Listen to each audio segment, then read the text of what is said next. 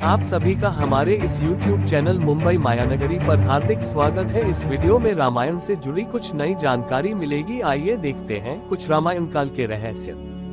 रामायण काल को लेकर अलग अलग मान्यताएं हैं। ऐतिहासिक साक्ष्य नहीं होने के कारण कुछ लोग जहां इसे नकारते हैं, वहीं कुछ इसे सत्य मानते हैं। हालांकि इसे आस्था का नाम दिया जाता है, लेकिन नासा द्वारा समुद्र में खोजा गया राम सेतु ऐसे लोगों की मान्यता को और पुष्ट करता है। आइए देखते हैं कुछ ऐसे ही साक्ष्य जो रामायण काल के अस्तित्व को स्वीकारते हैं।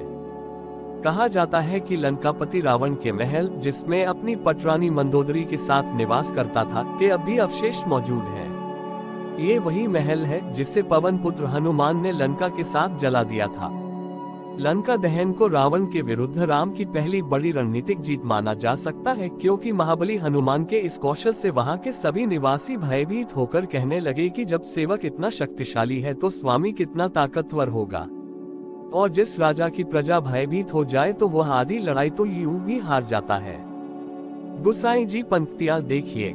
चलत महाधुनी गर्जे सी भारी, गर्भ स्रवही सुनी निसिच नारी। अर्थात लंका दहन के पश्चात जब हनुमान पुनः राम के पास जा रहे थे तो उनकी महागर्जना सुनकर राक्षस स्त्रियों का गर्भपात हो गया। सुग्रीव गुफा। सुग्रीव अपने भाई बाली से डरकर जिस कंदरा में रहता था, उसे सुग्रीव गुफा के नाम से जाना जाता है। ये ऋषिमुख पर्वत पर स्थित थी। ऐसी मान्यता है कि दक्षिण भारत में प्राचीन विजयनगर साम्राज्य के विरूपाक्ष मंदिर से कुछ ही दूर पर स्थित एक पर्वत को ऋषिमुख कहा जाता था, और यही रामायण काल का ऋषिमुख है। मंदिर के निकट सूर्य और सुग्रीव आदि की मूर्तियां स्थापित हैं। रामायण की एक कहानी के अनुसार वानर राज बाली ने दंडभी नामक राक्षस को मारकर उसका शरीर 1 योजन दूर फेंक दिया था। हवा में उड़ते हुए दंडभी के रक्त की कुछ बूंदें मातन ऋषि के आश्रम में गिर गईं।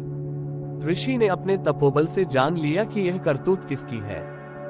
क्रुद्ध ऋषि ने बाली को शाप दिया कि यदि वह कभी भी ऋषिमुख पर्वत के 1 योजन क्षेत्र में आएगा तो उसकी मृत्यु हो जाएगी।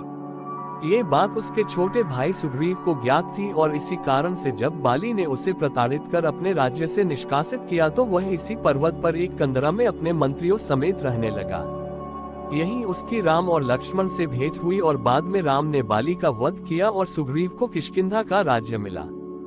अशोक वाटिका। अशोक वाटिका लंका में स्थित है, जहां रावण ने सीता को हरण करने के पश्चात बंधक बनाकर रखा था।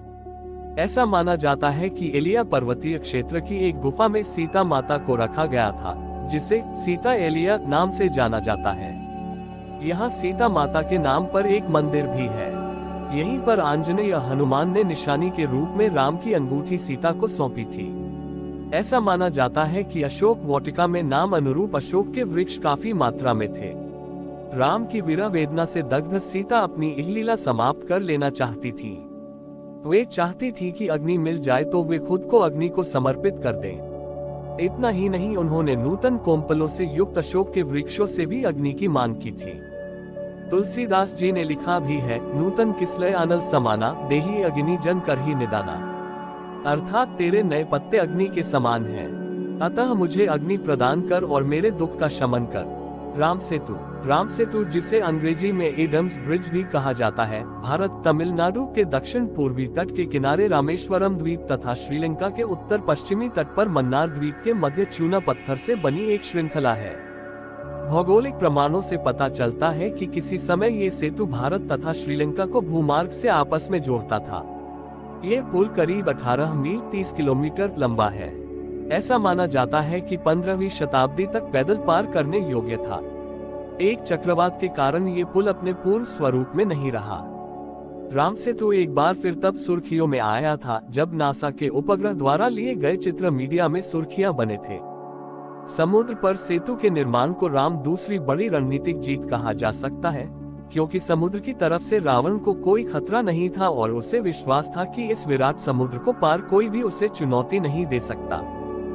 गोस्वामी तुलसीदास जी के मुताबिक जब दशानन रावण ने समुद्र पर पुल बनने की बात सुनी तो उसके 10 मुख एक साथ बोल पड़े, बांध्यो जलनिधि नीरनिधि जल्दी सिंधु बारिश, सत्य त्वयनिधि कंपति उदधि प्योधि नदीश।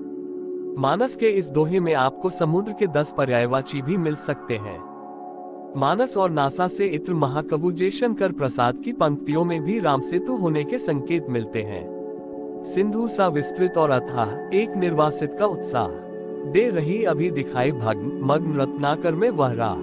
वीडियो को ज्यादा से ज्यादा शेयर करें, लाइक करें और आपने अभी तक हमारे चैनल को सब्सक्राइब नहीं किए हैं तो कृपया सब्सक्राइब कर दें। वीडियो पूरा देखने के लिए आपका बहुत बहुत धन्यवाद। मिलते हैं फिर अगली वीडियो में।